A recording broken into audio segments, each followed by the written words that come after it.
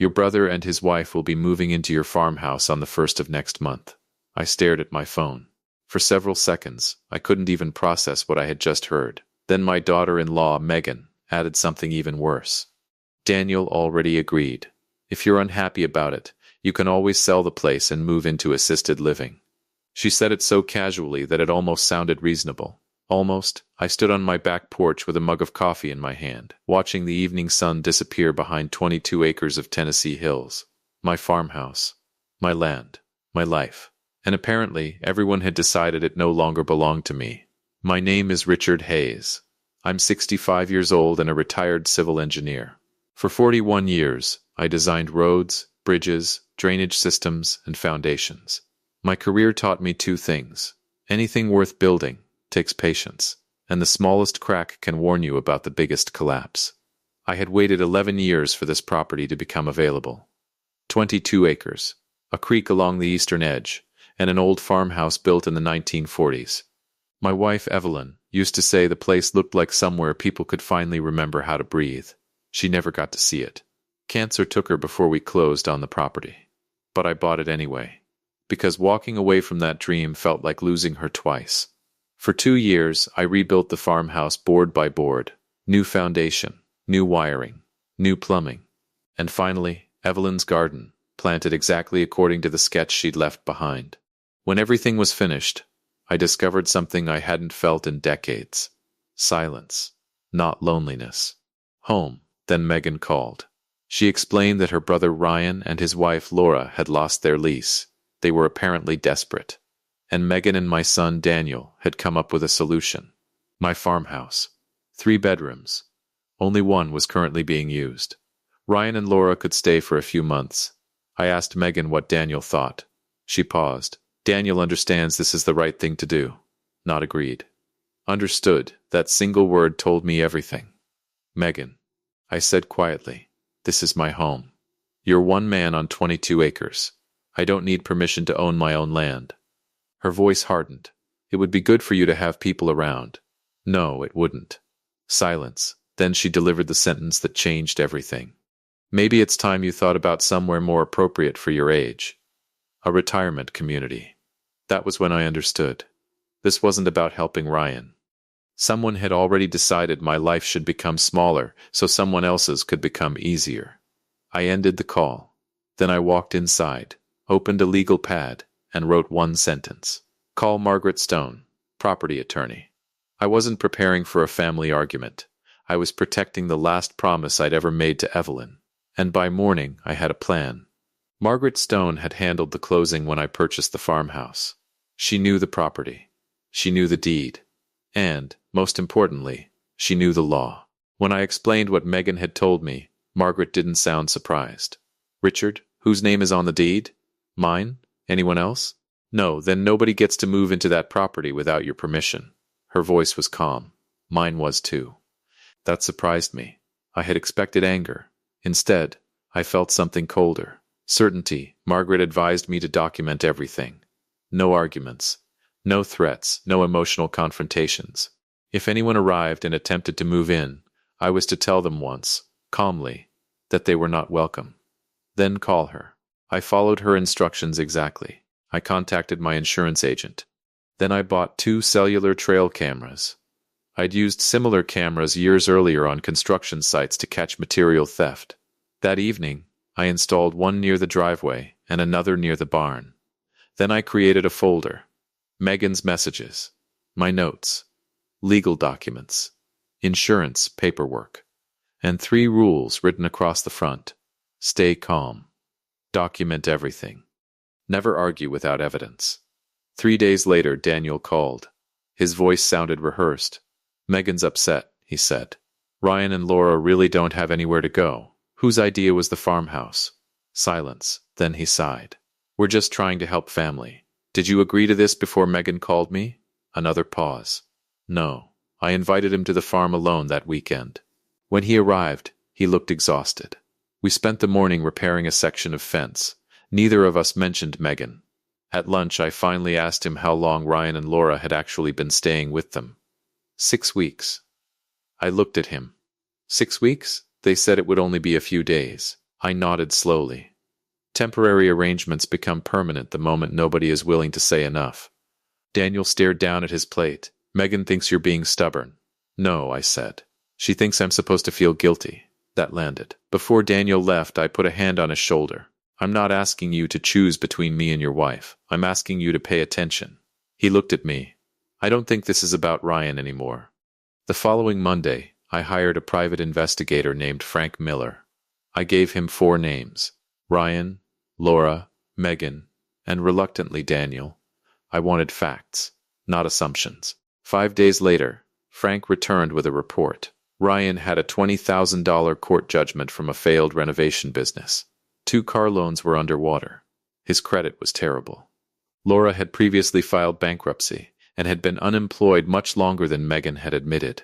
They weren't looking for temporary shelter. They had simply run out of relatives willing to take them in. Then Frank showed me something worse. Over 10 months, nearly $38,000 had moved from Daniel and Megan's accounts into Ryan's.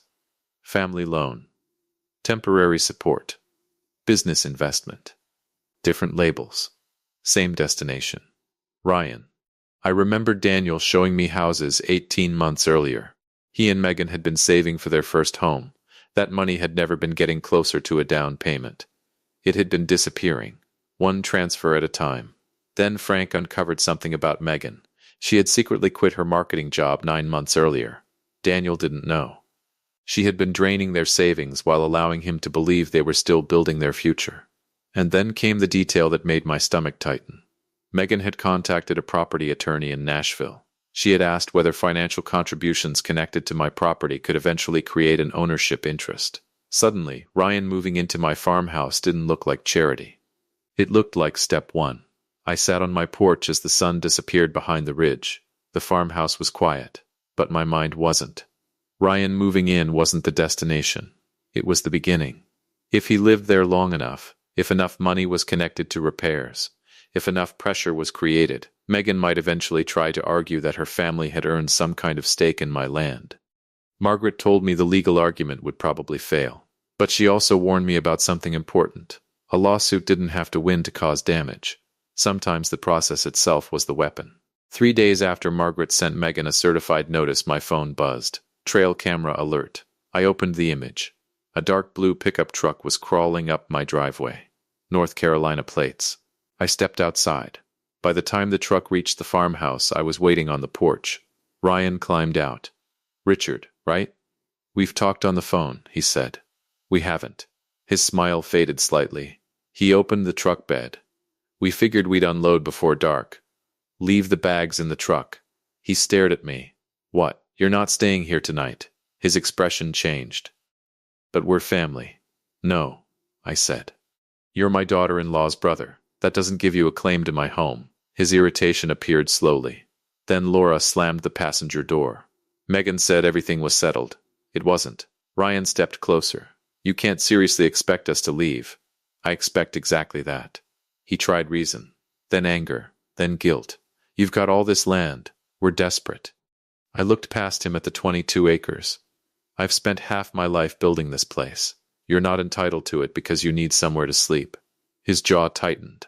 Then he said something I'll never forget. This isn't over. I nodded. It was over before you turned onto my driveway. He looked confused. I pointed toward the camera. Every second of this conversation is recorded. Ryan's face went pale. He climbed back into the truck. Laura slammed the door so hard the chickens scattered across the yard. They drove away. I immediately backed up the footage and sent it to Margaret. You handled that perfectly, she said. I thought it was finished. It wasn't. That evening, Megan left me a 7-minute voicemail. She called me selfish. She said I'd humiliated her family. She insisted Ryan and Laura would have contributed to the property. Then her voice became colder. You think that land is untouchable because your name is on the deed? I listened without moving. You'd be surprised how many things can change once lawyers start asking the right questions. Then came the threat. If you won't do the decent thing willingly, we'll settle it another way. I saved the voicemail. 3 copies. Then I transcribed it. Margaret listened carefully. She made a mistake, she said. How? She revealed intent. The next morning, another certified letter went out. Any future attempt to occupy the property or claim an ownership interest would be formally contested. For the next few weeks, the farm became quiet again. Fence repairs, tomatoes, deer at the tree line. But I couldn't stop thinking about Daniel. He didn't look like a man defending his wife. He looked like a man trying desperately to believe a story someone else kept telling him. He didn't know about the $38,000. He didn't know Megan had quit her job. He didn't know about the Nashville attorney. And if I stayed silent, he would keep trusting the people manipulating him. Then, one Sunday, Daniel called. "Dad, can I come down?" "Come alone." "I will." When he arrived, I placed the folder on the kitchen table. "Tonight," I said, "I don't want you to believe me." He looked confused. "I don't want you to believe Megan either."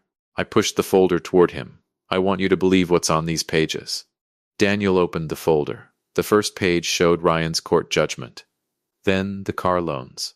Then Laura's bankruptcy. Then the bank statements. His eyes stopped on one number. $38,000. He looked up. This can't be right. It was verified. He kept reading. His fingers tightened around the paper. Then he found Megan's employment records. She told me she was still working from home. She resigned 9 months ago.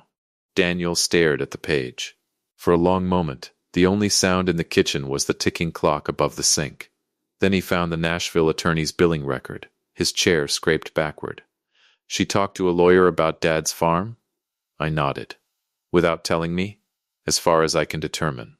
Daniel covered his face with both hands. "That money," his voice cracked. "That was our house fund." "I know. I took extra consulting work. We skipped vacations. She kept telling me we were almost there." He looked at me. "Why didn't you tell me sooner?" "Because I needed proof." I leaned forward. "I wasn't going to ask you to question your wife based on suspicion." Daniel looked back down at the documents. "Dad." His voice became almost a whisper. "How much of my marriage do you think was real?" The question hurt more than anything Megan had said. "I think your love was real," I answered. "I can't speak for hers." Daniel drove home the next morning with the folder on the passenger seat.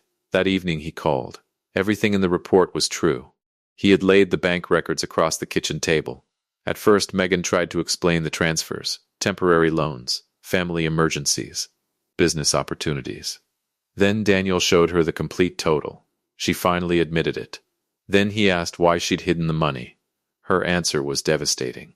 Because he would have said no. She admitted quitting her job. She admitted hiding it. And when Daniel confronted her about the Nashville attorney, she had no explanation ready. Finally, she said it had only been a conversation. Just in case. Daniel asked the question that changed everything. Just in case what? Silence. Then Megan said Ryan deserved a permanent place to live. She said my farmhouse had more than enough room. And then she delivered the sentence that ended their marriage. If Dad would just stop being selfish. Daniel told me later that the money wasn't what broke him.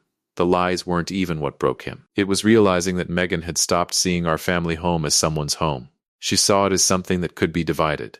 Something that could be claimed. Something that belonged to whoever wanted it badly enough. 2 days later, Daniel moved into a short-term apartment. He asked Megan to stay somewhere else while they figured out what came next. She cried. She apologized. She promised to cut Ryan off. She begged Daniel to come home. But before he left, he asked her one final question. If I'd said yes that first day, would you ever have told me about the lawyer? Megan looked at the floor. She never answered. Within a week, she filed for divorce. Then her attorney sent Margaret a letter suggesting an ownership claim based on financial contributions to my property. I almost laughed. Margaret didn't. She simply sent back the deed. Then the certified notices, the investigator's report, and the driveway footage. 2 weeks later, the claim disappeared. Withdrawn, never reaching a courtroom. Legally, I had won. But I didn't feel victorious. I kept thinking about Daniel. My son was alone in an apartment, trying to understand how a future he'd spent years building could vanish in a matter of weeks. So I called him. Come home, son. He didn't say anything. Then I heard him breathe. Okay, Dad. And for the first time since all of this began, I realized the farmhouse wasn't the thing I was trying to save. My son was. The months after the divorce moved slowly. There were no dramatic confrontations. No shouting matches. No more trucks coming up the driveway. Just silence. And healing. Daniel and I started talking several times a week. At first, our conversations were careful. Work, weather, the garden, whether the tomatoes were ripening. Neither of us wanted to touch the wound directly. Then one Friday afternoon, he arrived without warning. He had a toolbox in his truck. I came to finish the fence. I smiled. "You've got work gloves?" He held them up. We spent the entire weekend repairing the fence, fixing the little bridge over the creek, and repainting the barn doors. By Saturday night, we were sitting on the porch. The air smelled like fresh-cut grass. Daniel stared across the pasture. I keep asking myself how I didn't see any of it. I took a sip of coffee. "Because you trusted the person you loved." He looked at me. "That's not weakness." I shook my head. "That's what marriage is supposed to be." Daniel lowered his eyes. "I still feel like I failed." "No." I put my mug down. "You were deceived." He was quiet. "Those aren't the same thing." That sentence stayed with him.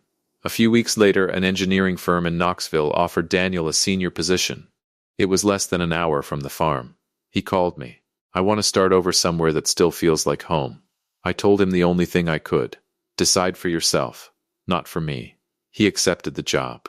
Slowly, his life began to change. Weekend visits became routine. The exhaustion disappeared from his face. He started laughing again. The man who had once arrived at my kitchen table looking broken was beginning to look like my son again. Then one Saturday, he brought someone with him. "Dad, this is Emily." She was a structural engineer at his firm. Sharp, honest, and completely unimpressed by money, property, or appearances. She walked around the farmhouse for half an hour. Then she stopped near the foundation. "These repairs were done properly," she said. I smiled. "Thank you." She looked at Daniel. "Who engineered it?" Daniel pointed at me. Emily laughed. I had a feeling. I liked her immediately. Not because she was impressed by the farmhouse. Because she wasn't. She looked at the work, the effort, the foundation, and judged it for what it was. Months passed. The farmhouse returned to its normal rhythm. Morning coffee, birds in the trees, the creek moving over stones, Evelyn's garden growing beside the porch. Sometimes I wondered what she would have thought about everything. I imagined her standing beside me, shaking her head at the absurdity of it all. Then I realized something. She would have told me to stop looking backward. So I did. I started focusing on the future. On Daniel. On the farm. On the possibility that this place could become something larger than a memory. One evening, Daniel called. "Dad?" "Yeah?" "I think things are finally okay." I smiled. "They will be." "No," he said. "I mean really okay." There was confidence in his voice. Something I hadn't heard in a long time. "I've got my own place. My job is good. I'm surrounded by people who actually want me to succeed." I leaned back in my chair. "Then you're exactly where you're supposed to be." He laughed. And after we hung up, I looked across Evelyn's garden. For the first time, the farmhouse didn't feel like something I was defending. It felt like something I was passing forward. I just didn't know how soon that future would arrive. Almost a year after everything fell apart. I was sitting on the porch with my morning coffee. Fog hovered over the pasture. The creek was barely visible through the trees. Then I heard it. A truck. I looked toward the driveway. 2 vehicles were coming up the hill. The first one was Daniel's. I smiled. Then I saw Emily step out of the second vehicle. She was holding something against her chest. An envelope. They walked toward the porch together. Daniel was smiling. Not the polite smile he'd worn during the worst months of his marriage. A real smile. The kind I'd known since he was a boy. "Morning, Dad." "Morning." Emily stepped forward. "Hi, Richard. What's going on?" Daniel looked at Emily. She nodded. Then she handed me the envelope. I opened it. Inside was a sonogram. I stared at the image. For a moment I couldn't speak. I looked from the picture to Daniel, then to Emily, then back at the tiny shape inside that photograph. Daniel's eyes were shining. "You're going to be a grandfather." The words hit me harder than I expected. I sat down. My hand trembled slightly around the envelope. A grandfather. I looked across the property. 22 acres. The farmhouse. The creek. The garden Evelyn had dreamed about. And suddenly, I understood the strange path that had brought us here. The phone call. The demand. The lawyers. The cameras. Ryan's truck. Megan's voicemail. The hidden money. The Nashville attorney. Daniel discovering the truth. His divorce. His loneliness. His recovery. None of it had really been about the farmhouse, not in the end. It had been about protecting the future standing in front of me. Emily sat beside me on the porch swing. Daniel leaned against the railing, exactly where he'd stood as a little boy. He looked across the fields. When the baby's old enough, he said, we want them to know this place. I smiled. He continued, fishing in the creek, feeding the chickens, learning how to build things instead of just buying them. I laughed softly. That sounds like work. It is. Emily smiled. Then Daniel looked at me. Dad, I want this place to mean something to my child. I folded the sonogram carefully and placed it back inside the envelope. I thought about Evelyn. She had once stood on this porch and talked about planting flowers here. She never got to see the farmhouse finished. She never got to hear children running across these floors. But perhaps in some strange way, her dream had survived. Not because the property had become valuable. Not because I had defeated someone in court. But because love had outlasted betrayal. I raised my coffee. Daniel raised his. Emily smiled. And for the first time in a long time, I didn't feel like a man who had won a battle. I felt like a man who had finally reached the other side of it.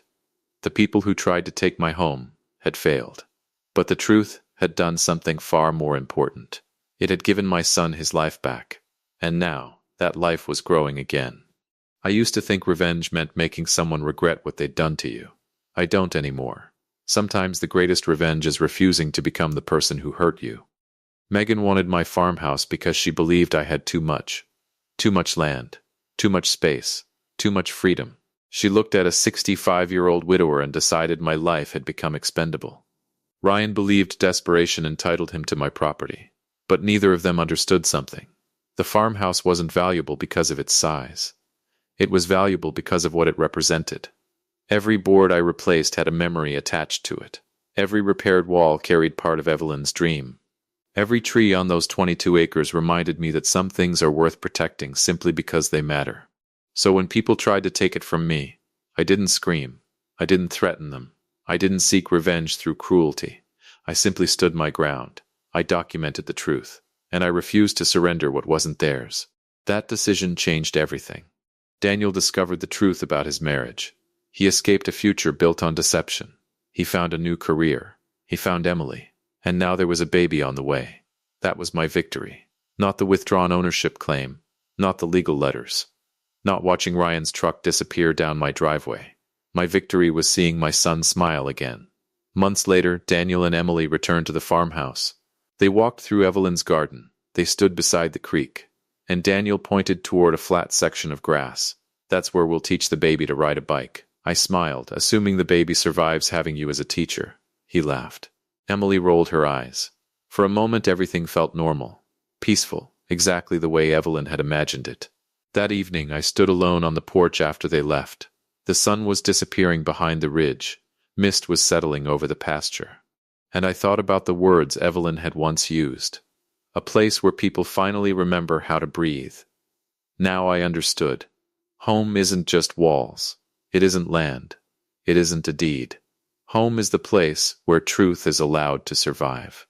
The place where people can return after being broken. The place where children learn what matters. And the place where love gets handed from one generation to the next. I looked across the fields and smiled. I hadn't won because I kept my land. I won because I refused to bend on what was right. And by doing that, I gave my son the chance to rebuild his life on truth, instead of comfortable lies. The farmhouse still stands above that creek and that ridge, but it means something different now. It's no longer just the dream Evelyn and I fought to build. It's a promise. A reminder that boundaries matter. That family doesn't mean entitlement. That kindness without boundaries can become exploitation. And that sometimes saying no is the most loving thing you can do. The fog lifted slowly from the pasture. The morning light touched Evelyn's garden. And somewhere inside the farmhouse, I imagined the sound of a child's laughter. I raised my coffee toward the sunrise. Evelyn, I whispered, we made it. And for the first time in years, I understood exactly what she meant. This was the place where people finally learned to breathe. If this story touched you, hit that like button. Subscribe to Dad's Cold Revenge, and share this story with someone who believes family should never be an excuse for disrespect. And tell us in the comments, would you have handled the situation the way Richard did? Or would you have confronted the family much sooner? Because sometimes the strongest revenge isn't destroying the people who hurt you. It's protecting your peace, standing on the truth, and building a better life without them.